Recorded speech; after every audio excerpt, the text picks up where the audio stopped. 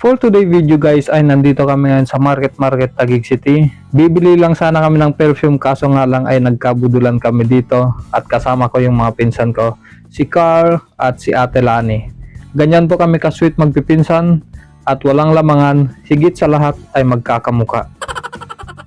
Medyo namamahalan nga lang ako dito sa pabango na ito guys, pero sulit naman kasi long lasting bango siya. Tingnan nyo naman yung tester niyan, aamuin mo lang yung papel na yan.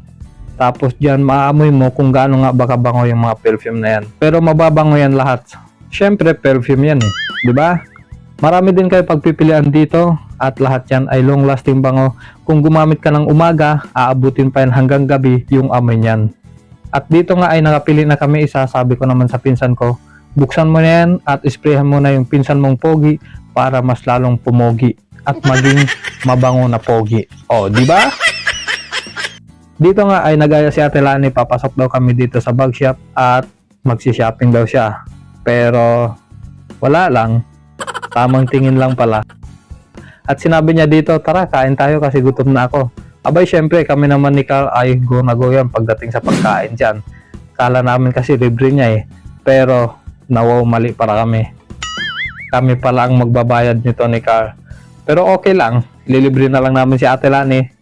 Dahil maganda naman siya at mabait. Pwede na! At dito naman sa kinainan namin, napakasulit talaga yung binayad namin dito.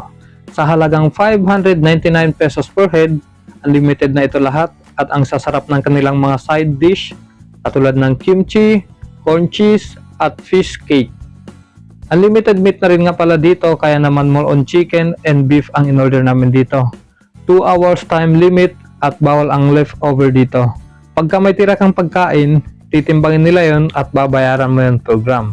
Halimbawa, 50 pesos per gram ang babayad mo doon, and then pagka may tira ka na 6 grams, total of 300 pesos ang babayaran mo sa leftover mo. Pero pag wala kang tira, only 599 pesos lang ang babayaran mo dito. Kaya naman pag mag-order kami ng mga side dish at yung mga karne, sakto lang. Yung kaya namin ubusin para wala kaming babayaran na leftover.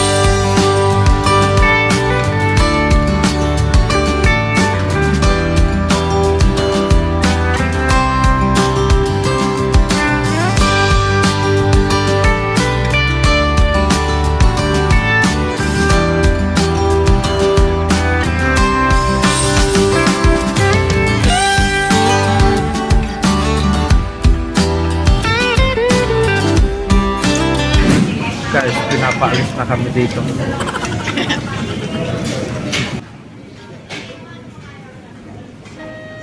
Guys, sumurrender na yung pinsan ko.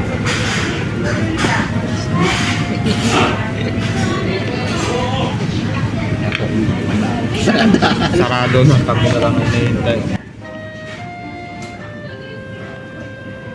2 hours later. Ganyan guys, ganyan yan pinsan ko. Pero mabait yan. Pag kumakain kami sa labas, nililigpit niya yung kinainan namin. Pero pag doon sa bahay, ako yung nagliligpit. Ako yung naghugas ng plato. Pero pag sa labas, yan, napakasipag naman yan. Pwede daw siya na maghugas.